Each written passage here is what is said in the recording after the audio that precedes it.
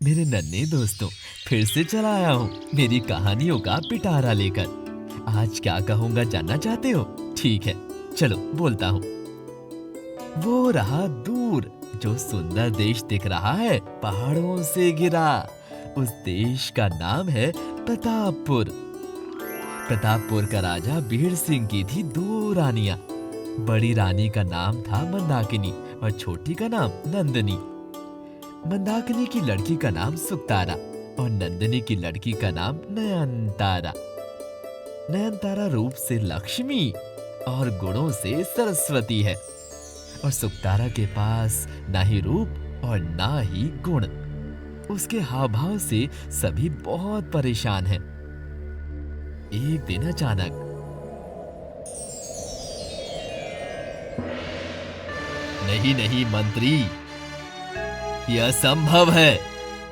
मेरी बड़ी बेटी के लिए कोई अच्छा और सुयोग्य वर नहीं मिल रहा है। ये मुझे विश्वास नहीं होता। असल में महाराज, बड़ी राजकुमारी इतनी गुस्सैल हैं कि कोई भी राजकुमार उनसे शादी नहीं करना चाहते हैं। लेकिन छोटी राजकुमारी के लिए बहुत सारे लोग शादी के लिए तैयार हैं। लेकिन बड़ी बेटी रहते मैं छोटी बेटी का कैसे शादी करवा सकता हूँ? आप रानी माओ के साथ एक बार विचार कर सकते हैं इस विषय को लेकर। देखता हूँ, बात करके देखता हूँ क्या कहते हैं।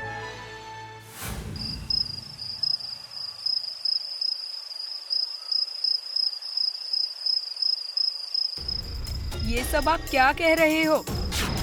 मेरी बेटी घर पर बैठी रहेगी और आप छोटी रानी की बेटी की शादी करवाएंगे और ये मैं माँ होकर देखती रहूंगी? कभी भी नहीं। पहले मेरी बेटी की शादी होगी, फिर किसी की बेटी की शादी हो या ना हो, मुझे उससे क्या। लेकिन सुकतारा की शादी से पहले इस राज दरबार में किसी की शादी की सहनाई नहीं बजनी चाहिए, ये मैं कह देती हूँ। तुम जब कह रही हो तो फिर ऐसा ही होगा। देखता हूँ, 2 राज्य में प्रस्ताव भेजता हूँ। सुकतारा के लिए लड़के का प्रबंध करता हूँ कहीं से। हाँ, जो जो जरूरत है सब करो। उस नयनतारा से भी अच्छे लड़के के साथ मैं अपनी बेटी की शादी करवाऊंगी।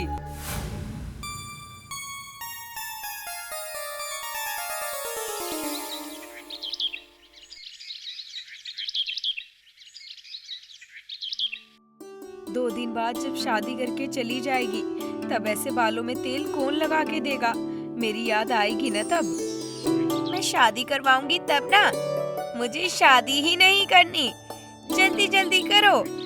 आज मैं अपने पुतले के साथ मेरी दोस्त की पुतले की शादी करवाऊंगी। सभी मेरे लिए इंतजार कर रहे हैं। अभी और पुतले की शादी करने की जरूरत नहीं है। कुछ दिन बाद खुद की ही शादी होगी। महाराज लड़के का संधान कर रहे हैं। नहीं, मैं आपको छोड़ के कहीं नहीं जाऊंगी। शादी मैं नहीं करूंगी। दीदी के जैसे मुझे भी कोई राजकुमार पसंद ना करे। जी, ये सब बातें नहीं कहते। तुझे बहुत सारे राजकुमार ने पसंद किया है। अब सुकतारा की शादी पक्की हो जाए, तुम दोनों की ही शादी एक साथ हो जाएगी। रानी माँ, आपने जैसा कहा था वैसा ही तेल लेके आई हूँ। ओह, लेके आई हो? ये लीजिए। वाह, कितनी सुंदर गंध है। थोड़ा रुको। नयनतारा, आओ, इस तेल को तुम्हारे बालों में लगा देती हूँ। नहीं नहीं, मैं और कोई तेल नहीं लगाऊंगी। मुझे अभी जाना होगा। पुतले की शादी करानी है। वो सब बैठे हुए हैं माँ, कब से बैठे हुए हैं मेरे लिए। बहुत मुश्किल से ये तेल लाया गया है। गोलाई चंदी के नीचे भीमा राक्षस के डेरा से फूल तोड़ के लाया गया है। फिर उस फूल से तेल निकला है। मैं भी बचपन में इस तेल को लगाती थी, इसीलिए तो आज इतनी खूबसूरत गोरी दिखने में हुई है। तुम लगा लो ना माँ, मुझे अभी जाना है। मैं अभी जाती हूँ रानी माँ। ठीक है, जाओ। क्या तेल दिया है वो तो बस मैं ही जानती हूँ। जाती हूँ। अभी जाकर ये खबर बड़ी रानी माँ को दे के आती हूँ।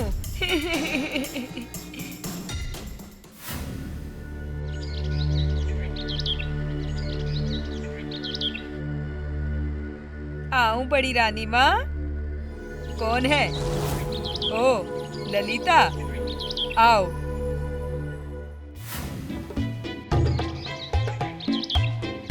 क्या खबर लाई हो? एक बहुत बढ़िया खबर लाई हूँ रानी माँ।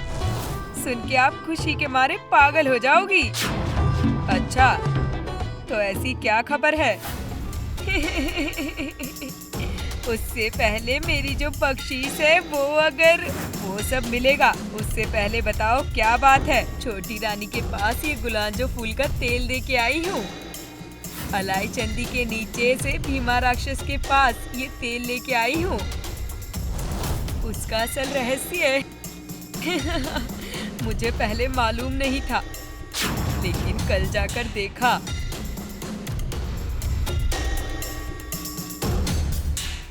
बहुत मुश्किल से ये तेल लाया गया है। ओलाई चंदी के नीचे भीमा राक्षस के डेरा से फूल तोड़ के लाया गया है।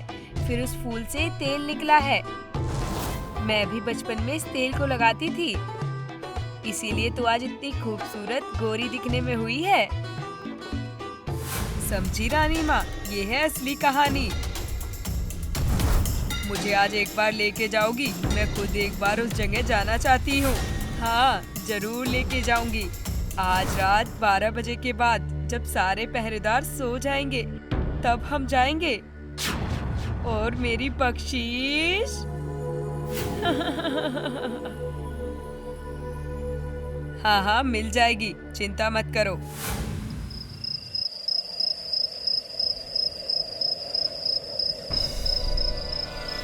तुम्हें जो चाहिए रानी, वो मैं दे सकती हूँ, लेकिन बाद में इसका परिणाम बहुत भयंकर हो सकता है। मैं बस मेरी बेटी की अच्छा चाहती हूँ। इसके लिए जो भी करना पड़े, मैं सब करूँगी। वो नंदिनी और उसकी बेटी को खूबसूरती पर गर्व है ना, ये मैं कभी भी मान नहीं पाई। तो कुछ ऐसा कीजिए कि उन लोगों का अहंकार नष्ट हो जाए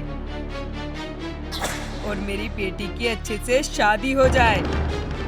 मैंने गुलांजो फूल के तेल में मंत्र पढ़कर दासी के हाथ में दे दिया है। इस तेल को लगाने के बाद ही छोटी रानी की बेटी का सारा खूबसूरती तुम्हारी बेटी के अंदर आ जाएगा और तुम्हारी बेटी का सब गलती उस बेटी के अंदर चला जाएगा। लेकिन इसके बदले मुझे जो चाहिए वो मुझे देना होगा। बताओ, दोगी ना? कहिए आपको क्या चाहिए, मैं वही दूंगी। मैं तुम्हारे साथ जाकर राज दरबार में रहूंगी। ठीक है, मुझे मंजूर है। मैं आपके रहने का सारा इंतजाम कर दूंगी।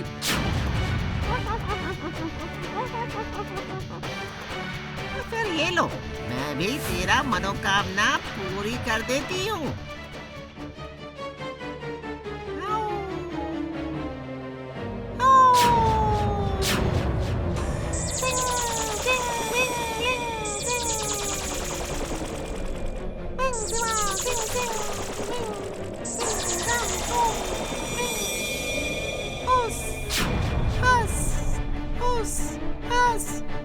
जो चाहिए वही मिलेगा। रूप के बदले में राग मिले, इस पर, उस पर, हर पर।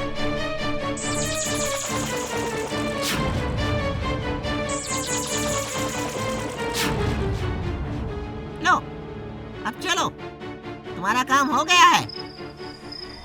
आपका बहुत बहुत शुक्रिया भीमा माँ। चलिए चलिए।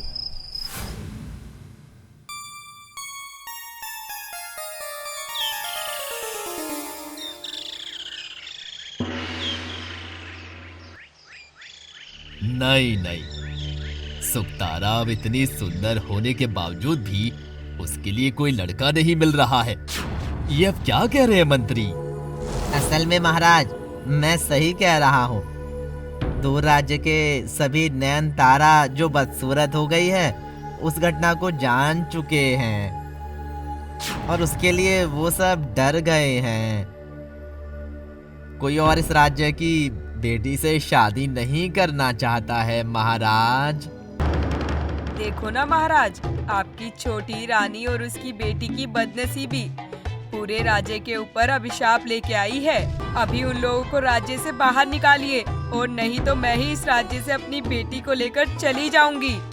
नहीं नहीं नहीं नहीं नहीं नहीं रानी, मैं भी उस बदनसीब रानी और उसकी बेटी को राज्य से बाहर निकालने का इंतजाम कर रहा हूँ।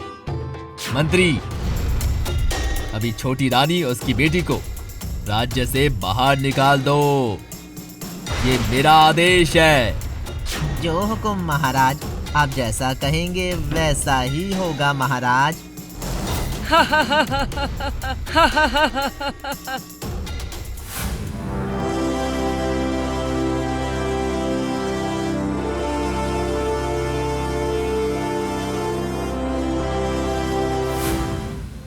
एक तरफ सुकतारा की शादी हो गई और एक तरफ नंदिनी और उसकी बेटी जंगलों के रास्ते से चले जा रही हैं।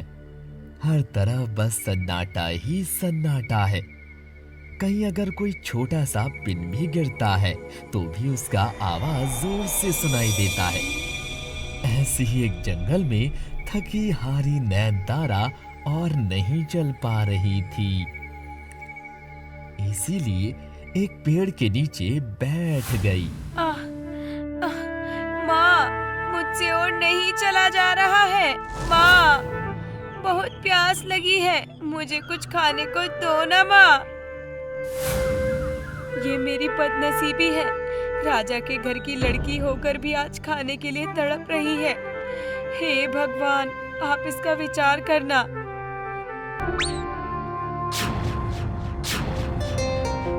वाह, कितना सुंदर लाल फल।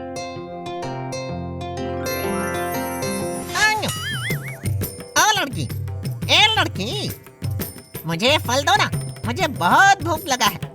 ठीक है, फिर तुम ही खा लो।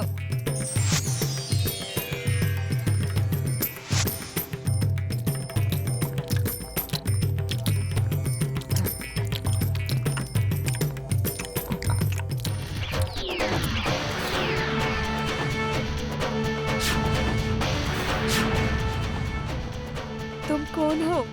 यहाँ कैसे आए? मैं हूँ जादूगर आम्बोरी। मुझे देखकर डरो मत, मैं तुम लोगों की मदद करने के लिए ही आया हूँ। वो भीमा राक्षसी ने तुम्हारा सब कुछ छीन लिया है, मैं तुम्हें सब कुछ वापस दिला दूंगा। किरी किरी मेरी किरी मेरी किरी मेरी जम जम किरी मेरी जम जम जू किरी मेरी जम जम किरी मेरी। वो कौन है? मुझे तो कुछ समझ में ही नहीं आ रहा है। लेकिन मुझे सब कुछ समझ में आ गया है, चलो मेरे साथ। कहाँ जाए? पिता ने तो हमें राज्य से बाहर निकाल दिया है। ये सब कुछ बड़ी रानी, दासी और भीमा राक्षसी ने मिलकर किया है। चलो, अभी अगर नहीं जाएंगे तो उनको रोका नहीं जा सकता है और भी बड़ा नुकसान हो सकता है। वो लोग महाराज को भी नुकसान पहुंचा सकते हैं। नहीं नहीं, महाराज का कोई नुकसान नहीं होना चाहिए। और देरी ना करो, चलो अभी। मैं इससे और आगे नहीं जा सकता। राक्षसी ने मंत्र के प्रयोग से पूरे राज्य को अपने वश में कर लिया है। एकमात्र जिसके शरीर में राजखून है वो ही इस मंत्र को पढ़ करके जा पाएगा। इसीलिए मैं पूरा शक्ति नैनतारा को दे रहा हूँ। तुम्हें ही उस दुष्ट राक्षसी से लड़कर अपने राज्य और महाराज को बचाना होगा, समझी? किरी मेरी जम जो किरी मेरी जम जम किरी मेरी जम जम भस भस। जाओ, देश को बचाने विजय हो जाओ। लेकिन इस युद्ध से मेरे पिता का कोई नुकसान तो नहीं होगा ना? नहीं, लेकिन अगर तुम नहीं जाओगी तो ज्यादा नुकसान हो जाएगा। इसीलिए और देर ना करके अभी जाओ, सामने आगे बढ़ो। 5 कदम चलने के बाद तुम्हें मेरा घोड़ा चेतक दिखाई देगा। वही तुम्हें सारे मुश्किलों से बचाकर राज दरबार तक ले जाएगा, समझी? जाओ और देर मत करो। विजयी भवा। जल्दी हो सके मुझे राज्य दरबार के अंदर जाना ही होगा, नहीं तो राज्य और राज्यवासी को बहुत खतरा है। जाती हूँ, जल्दी जल्दी जाती हूँ। किड़ी मिड़ी चू, किड़ी मिड़ी, किड़ी मिड़ी चू, किड़ी मिड़ी चिंग, किड़ी मिड़ी फिश, किड़ी मिड़ी फिश।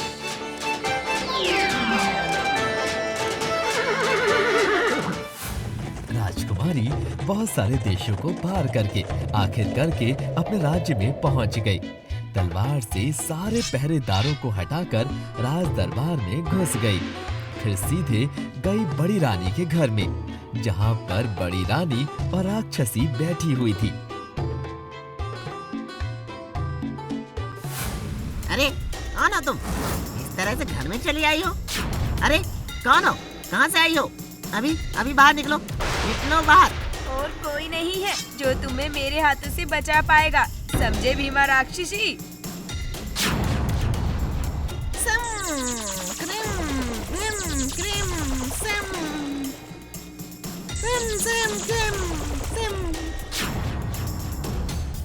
मुझे मारेगी मुझे मारेगी तो देखती हूँ, देखती हूँ तुझे, आजा।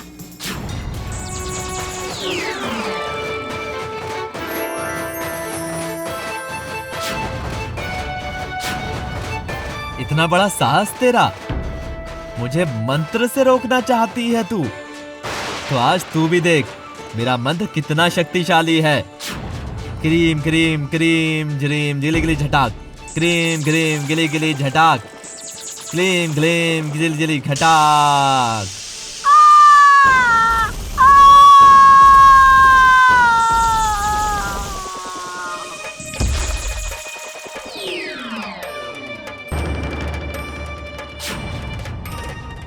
माफ कर दो मुझे, माफ कर दो, मुझे मेरी गलती का एहसास है। नयनतारा को और दुख देगी? नहीं जादूगर नहीं, मैं नयनतारा को और दुख नहीं दूंगी। छोटी रानी को और परेशान करेगी? नहीं जादूगर, मैं और किसी को परेशान नहीं करूंगी। मुझे अपनी गलती का एहसास है, मुझे माफ कर दीजिए। ये क्या, तुम राजकुमार हो? हाँ, राक्षसी की जादू मंत्र की वजह से ही मैं ऐसा हो गया था। लेकिन अभी भीमा राक्षसी और नहीं है और मैं भी मेरे पहले जीवन में वापस आ गया हूँ। मैं भी जाकर राजा को सब बताता हूँ।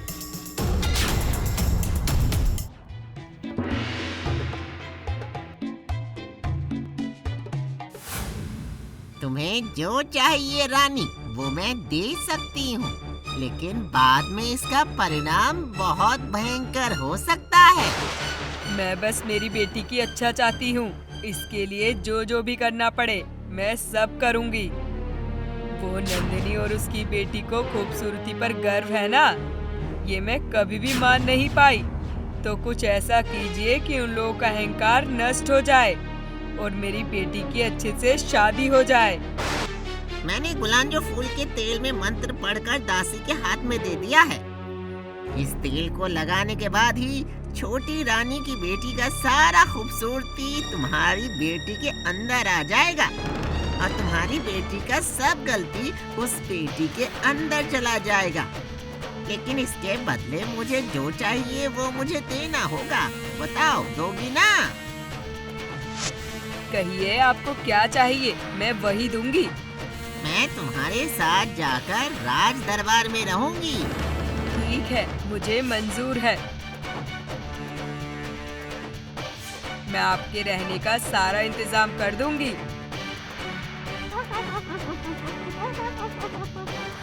फिर ये लो, मैं भी तेरा मनोकामना पूरी कर देती हूँ।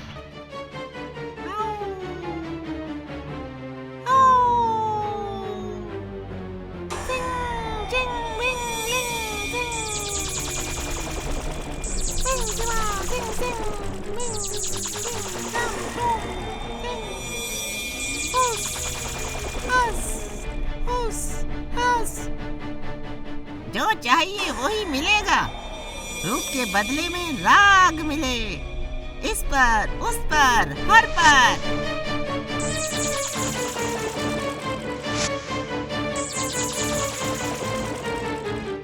आपका बहुत बहुत शुक्रिया भी मामा। चलिए चलिए। क्या? बड़ी रानी का इतना बड़ा साहस? मैं हुक्म दे रहा हूँ, अभी रानी को वनवास में भेज दिया जाए। नहीं।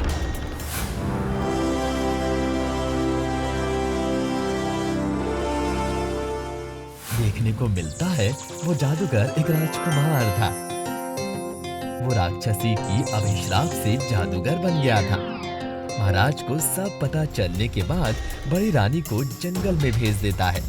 नयनतारा फिर से अपने असली रूप में वापस आ जाती है और उसी के साथ राजकुमार की शादी होती है बड़ी धूमधाम से।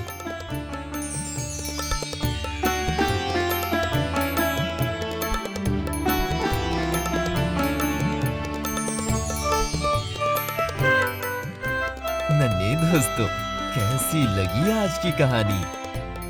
तुम लोग भी शरारत मत करो, नहीं तो राक्षसी फिर से चली आएगी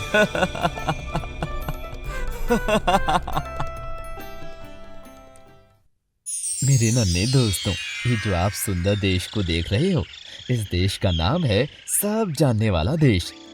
इस राज्य में सभी सब कुछ जानते हैं, कोई भी कुछ गलती नहीं करता। अगर फिर भी किसी ने किसी का गलती पकड़ लिया, फिर तो उसका ऐसा हाल होता है कि वो फिर कभी भी और गलती नहीं करता। चलिए देखते हैं इस सब जानने वाला देश में बाबा मुस्तफा ने क्या गलती कर दिया है हाँ, ये सभी मेरे पास आपको सस्ते में ज्ञान मिलेगा। जो लोग पहले आएंगे उन लोगों के लिए 200 रुपए कम होगा। जल्दी आओ, जल्दी जल्दी आओ। अरे ये क्या है? ज्ञान के लिए पैसे कम लगेंगे ये तो बहुत अच्छा देश है। चलो देखते हैं क्या हो रहा है। मैं सुनूंगा तुम्हारा ज्ञान। कहो भाई, मुझे कितने देने पड़ेंगे? हाँ, असल में मैं 2200 रुपए में 3 ज्ञान देता हूँ, लेकिन आज बहुत खास मौका है, बहुत खुशी का मौका है। आयोजन चल रहा है, इसीलिए पहले 3 इंसानों के लिए 200 रुपए कम हो जाएगा। वाह वाह, अरे 200 रुपए कम है, बहुत अच्छा। ये लो 2000 रुपए।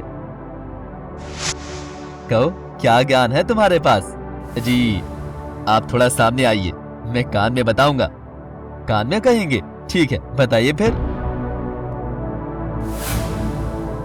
1, कभी भी किसी अनजाने इंसान को अपना दोस्त मत बनाना।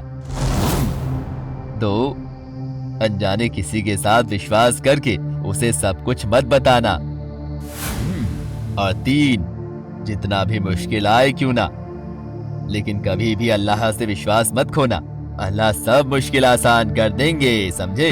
हे अल्लाह, इसके लिए 2000 रुपए ले लिया, मेरा पूरा पैसा ही बर्बाद हो गया। समय आने पर ही तुम्हें सब कुछ समझ आ जाएगा। दोस्त, रफीक कभी भी किसी को बुद्धू नहीं बनाता। इन बातों का असली मतलब तुम्हें तब समझ में आएगा, समझे? ये लो, ये जादुई पेड़ का बीज है। फूंक देकर जा कहने से ही मिट्टी में गिरकर पेड़ हो जाएगा, और फिर पेड़ में 3 बार फूंक मारने से फल हो जाएगा, और फिर से 3 बार फूंक मारने से पेड़ फिर से बदलकर बीज होकर दूसरी किसी जगह चला जाएगा। अरे बाबा, ये सच है क्या? ये तो बहुत बढ़िया है। हाँ, ये लो दोस्त, ये सब रखो तुम। ठीक है, दीजिए। मुस्तफा घर आकर वो सारे बीजों को मिट्टी में गाड़ देता है। उसे 3 बार फूंक मारने से ही वहां बहुत सारे फल हो जाते हैं।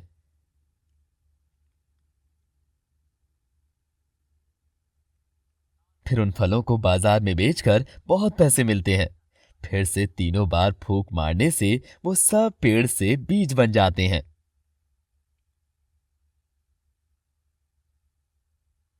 फिर उन सबको फिर से दूसरी जगह पर लगाकर फिर से फूंक मार के वहां से फल हो जाता है।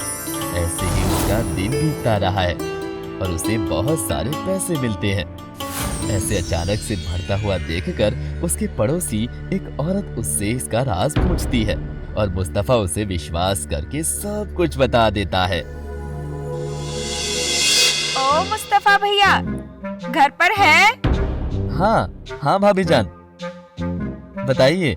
आपका जो पेड़ है उसका फल बहुत सुंदर है। तो इतना सुंदर फल का पेड़ कहाँ से मिला आपको भाईजान? असल में भाभी जान, ये मंत्र वाला पेड़ है। ये देखिए इसका बीज। यहाँ ये सभी मेरे पास आइए, आपको सस्ते में ज्ञान मिलेगा। जो लोग पहले आएगा उन लोगों के लिए 200 रुपए कम होगा। जल्दी जल्दी आओ, जल्दी जल्दी। अरे ये क्या है, ज्ञान के लिए पैसे कम लगेंगे। ये तो बहुत अच्छा देश है। चलो देखते हैं क्या हो रहा है। मैं सुनूंगा तुम्हारा ज्ञान। कहो भाई, मुझे कितने देने पड़ेंगे? हाँ, असल में मैं 2200 रुपए में 3 ज्ञान देता हूँ। लेकिन आज बहुत खास मौका है, आयोजन चल रहा है। पहले 3 इंसानों के लिए 200 रुपए कम हो जाएगा। वाह वाह, अरे 200 रुपए कम है, बहुत अच्छा। ये लो 2000 रुपए। कहो क्या ज्ञान है तुम्हारे पास? जी आप थोड़ा सामने आइए, मैं कान में बताऊंगा। कान में कहेंगे? ठीक है, बताइए फिर। 1, कभी भी किसी अनजाने इंसान को अपना दोस्त मत बनाना। 2, अनजाने किसी के साथ विश्वास करके उसे सब कुछ मत बताना। और 3, जितना भी मुश्किल आए क्यों ना, लेकिन कभी भी अल्लाह से विश्वास मत खोना। अल्लाह सब मुश्किल आसान कर देंगे, समझे? अल्लाह, इसके लिए 2000 रुपए ले लिया। मेरा पूरा पैसा ही बर्बाद हो गया। समय आने पर ही तुम्हें सब कुछ समझ आ जाएगा दोस्त। रफीक कभी भी किसी को बुद्धू नहीं बनाता। इन बातों का असली मतलब तुम्हें तब समझ में आएगा, समझे? ये लो, ये जादुई पेड़ का बीज है। फूंक देकर जा कहने से ही मिट्टी में गिरकर पेड़ हो जाएगा। और फिर पेड़ में 3 बार फूंक मारने से फल हो जाएगा। और फिर से 3 बार फूंक मारने से पेड़ फिर से बदलकर बीज होकर दूसरी किसी जगह चला जाएगा। अरे बाबा, ये सच है क्या? ये तो बहुत बढ़िया है। हाँ, ये लो दोस्त, ये सब रखो तुम। ठीक है, दीजिए। और ये है इसकी कहानी। ओह अच्छा, ठीक है मुस्तफा भाई, मैं अभी चलती हूँ। औरत सब सुन के आकर अपने पति को सब बताती है। उसके पति एक चोर था। ये सब सुनकर उसके मन में लालच पैदा हो जाता है। कैसे सब कुछ अपने पास लाएगा, इसका इंतजाम करने लगता है। सुनो, मेरे दिमाग में एक विचार आया है।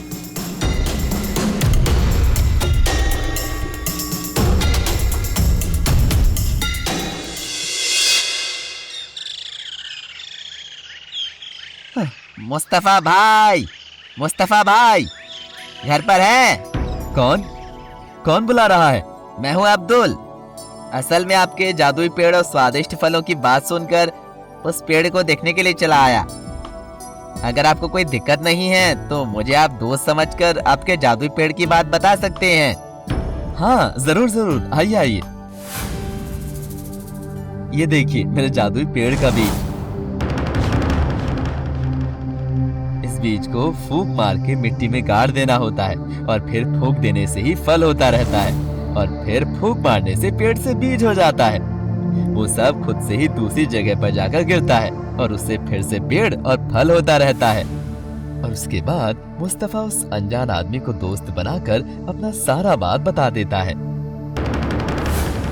क्या मैं एक बार खुद कर सकता हूँ, अगर आपको सही लगे तो? हाँ लीजिए ना दोस्त। अब्दुल अपने हाथ पर बीज लेकर फूंक मारकर वो सबको मिट्टी में गाड़ देता है। और ये सब वो औरत चुपके से देख रही थी। उसके चेहरे पर एक डरावनी हंसी थी। बीज मिट्टी में गिर गया, लेकिन फूंक मारने से भी वहां से पेड़ नहीं हो रहा। ये देखकर मुस्तफा घबरा जाता है। फिर से कोशिश किया, लेकिन फिर भी पेड़ नहीं हुआ। मुस्तफा को याद आया अपने पड़ोसी उस औरत की बात। ओ मुस्तफा भैया, घर पर है?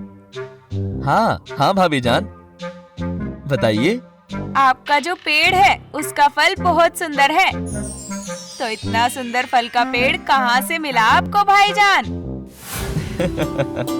असल में भाभी जान, ये मंत्र वाला पेड़ है। ये देखिए, इसका बीज, और ये है इसका कहानी। ओह अच्छा, ठीक है मुस्तफा भाई, मैं अभी चलती हूँ। रफीक ने किसी को विश्वास करके ये सब बताने से मना किया था। अंदर ही अंदर से पछताने लगा मुस्तफा। हे अल्लाह, आखिर मेरे बीज को चुरा लिया, नकली बीज देकर असली को ले गया। विश्वास करने का ये अंजाम मुझे मिला। हे अल्लाह। तुम्हारा ये सब कहानी झूठा है, वो मुझे पहले से ही मालूम था। अब मैं सबको जाकर बता दूंगा कि तुम एक झूठा आदमी हो, सभी को झूठ बोलकर बुद्धू बनाते हो। नहीं नहीं, अल्लाह की कसम, मैंने किसी से भी झूठ नहीं कहा है, मैं सच कह रहा हूँ। मेरी पड़ोसी मेहरो निसा और उसका पति चोर है, उसने ही मेरा बीज चुरा लिया है। मुझे वो सब नहीं पता, मुझे झूठ बोलने का कीमत दो, नहीं तो फिर जेल जाने के लिए तैयार हो जाओ, समझे? नहीं नहीं, ऐसा मत कीजिए, आप मेरे दोस्त हैं, आपने कहा था। हाँ दोस्त हूँ, इसीलिए कह रहा हूँ। क्यों अपना बेइज्जती करवाओगे? उससे अच्छा मुझे तुम्हारा मकान और ये बगीचा देकर यहाँ से चुपचाप चले जाओ, इसी में ही तुम्हारा भला है। अब्दुल भाई ने तो बिल्कुल सही कहा है। ये सब तुम्हारी वजह से हुआ है भाभी जान, खुदा आपको कभी भी माफ नहीं करेगा। अब्दुल भाई, मुझे बस आप 10 दिन का समय दीजिए, इतने में मैं अगर वो असली बीज आपके सामने ना ला पाऊँ तब तो जो कहेंगे वही हो जाएगा। ठीक है, फिर मैं 10 दिन बाद फिर से आऊंगा, ठीक इसी समय। और हाँ, भाग जाने की कोशिश मत करना दोस्त, क्योंकि तुम कहीं भी जाओ ये अब्दुल तुम्हें ढूंढ निकालेगा। चलता हूँ, ठीक है? आप बिल्कुल चिंता मत कीजिए, मैं 10 दिन बाद आपसे जरूर मिलूंगा, पक्का।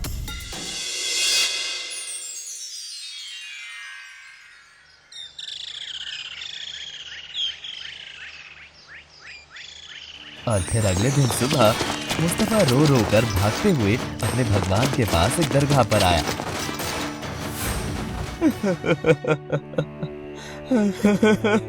हे अल्लाह, ये मेरे साथ क्या हो गया?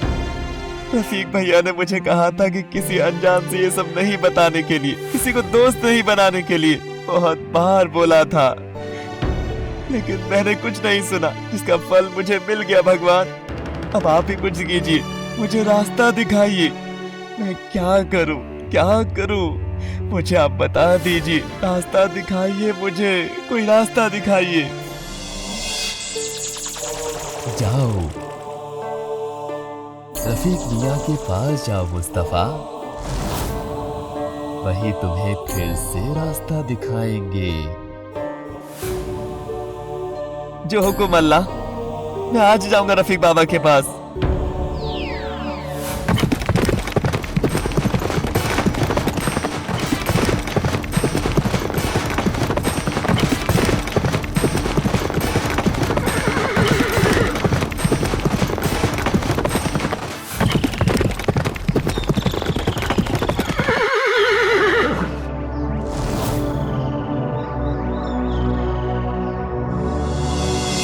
रखाल भाई, क्या आप जानते हैं रफीक मियाँ यानी रफीक भैया का पता?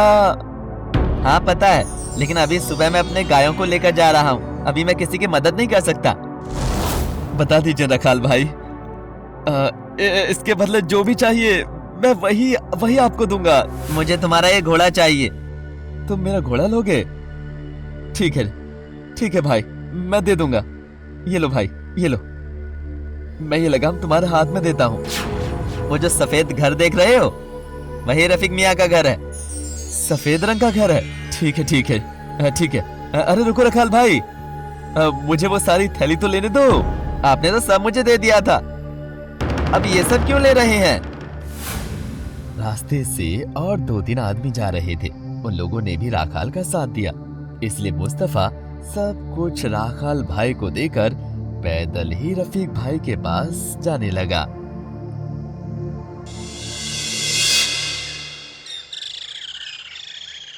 रफीक भैया,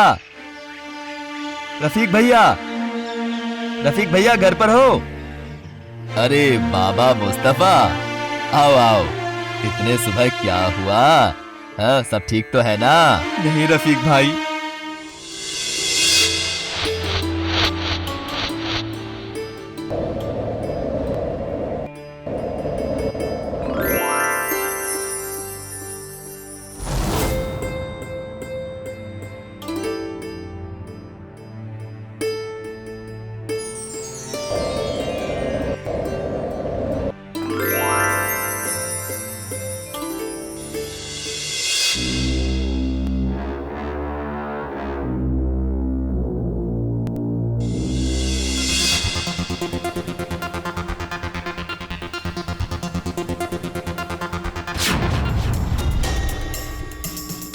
सुनो, मेरे दिमाग में एक विचार आया है।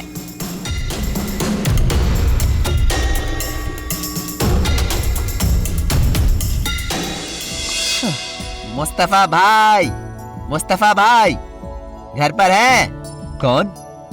कौन बुला रहा है? मैं हूँ अब्दुल। असल में आपके जादुई पेड़ और स्वादिष्ट फलों की बात सुनकर उस पेड़ को देखने के लिए चला आया। अगर आपको कोई दिक्कत नहीं है तो मुझे आप दोस्त समझकर आपके जादुई पेड़ की बात बता सकते हैं। हाँ जरूर जरूर, आइए आइए। ये देखिए मेरे जादुई पेड़ का बीज। इस बीज को फूंक मार के मिट्टी में गाड़ देना होता है और फिर फूंक देने से ही फल होता रहता है और फिर फूंक मारने से पेड़ से बीज हो जाता है। वो सब खुद से ही दूसरी जगह पर जाकर गिरता है और उससे फिर से पेड़ और फल होता रहता है। क्या मैं एक बार खुद कर सकता हूँ? अगर आपको सही लगे तो। हाँ लीजिए ना दोस्त।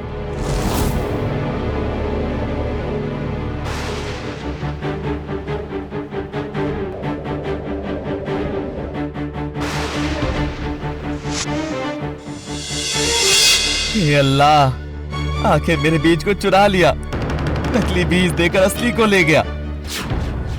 विश्वास करने का ये अंजाम मुझे मिला। हे अल्लाह। तुम्हारा ये सब कहानी झूठा है, वो मुझे पहले से ही मालूम था।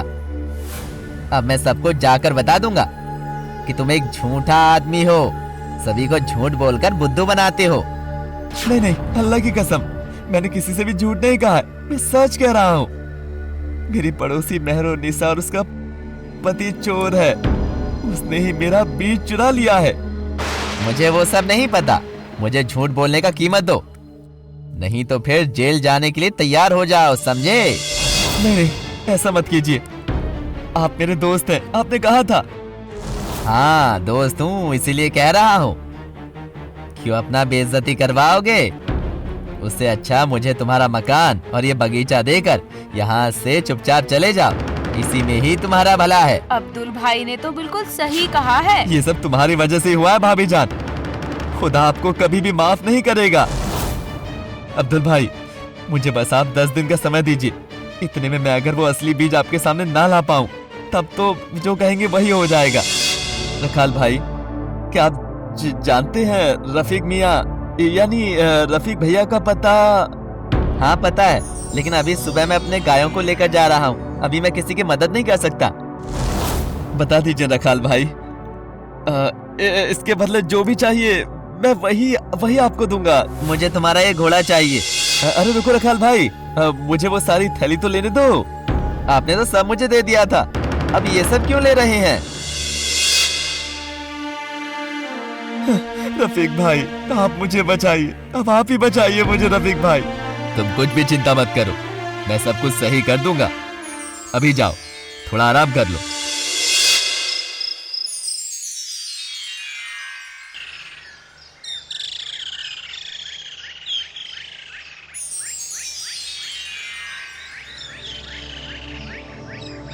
ओ राखाल भाई, घर पर हो? बाहर आओ थोड़ा। अरे रफीक भाई, इतनी सुबह सुबह क्या हुआ? सब ठीक है ना? थोड़ा जरूरी काम से आया था। मेरे पास ज्यादा समय नहीं है। जल्दी जल्दी तुम्हारे पास जितना गला है मुझे सब दे दो। असल में गला मतलब सब कुछ गाय बकरी मिलाकर 10 गला होता है मेरे पास। हाँ वो सब मुझे चाहिए। ये लो अशरफिया। कौन आया है बाहर? रफीक भैया आए हैं। वो एक और गले का आवाज, इसका मतलब पूरा 11 गले हैं। मतलब नहीं 11 नहीं, वो मेरी पत्नी है। नहीं, मुझे वो सब नहीं पता, मैंने सब गला कहा है। इसका मतलब मुझे सब गला ही चाहिए, समझे? मतलब मेरी बीवी के गला, यह संभव है? सब मतलब सब, जब कहे हो तो उसे पूरा भी करना होगा, और नहीं तो जेल जाने के लिए तैयार हो जाओ। मैं समझ गया, सब समझ गया। मैंने गलती की है, मैं अभी सब वापस कर देता हूँ। फिर राखाल हीरे के साथ वो घोड़ा भी वापस कर देता है। इसके बाद मुस्तफा और 2 दिन रफीक के घर पर रहता है। देखने को मिलता है रफीक और मुस्तफा एक साथ घूम रहे हैं और बातें कर रही हैं। तुम कोई भी चिंता मत करो, अल्लाह के ऊपर भरोसा रखो, वो सब ठीक कर देंगे। चलो हम लोग अभी जाएंगे। मुस्तफा और रफीक मुस्तफा के घर पर आए। घर के सामने बगीचे में एक बड़ा मंच बनाने लगे वो दोनों। उसके ऊपर मुस्तफा के सारे कीमती चीज रखी। सबसे पहले था हीरे और सोने से भरा बक्सा, लेकिन मंच में उठने का कोई सामान नहीं रखा।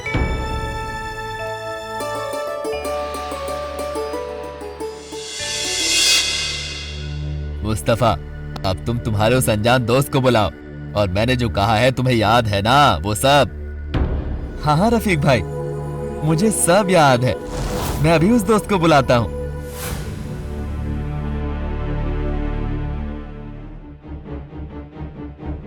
अब्दुल भाई, आपने जैसा कहा था बिल्कुल वैसा ही मैंने मेरा सारा संपत्ति उस मंच के ऊपर रख दिया है।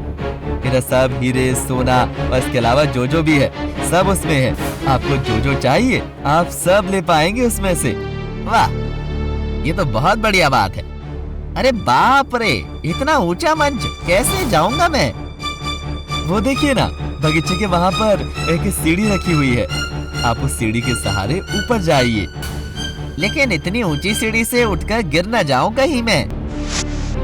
हाँ, अब देखता हूँ कैसे लेते हो मेरी संपत्ति।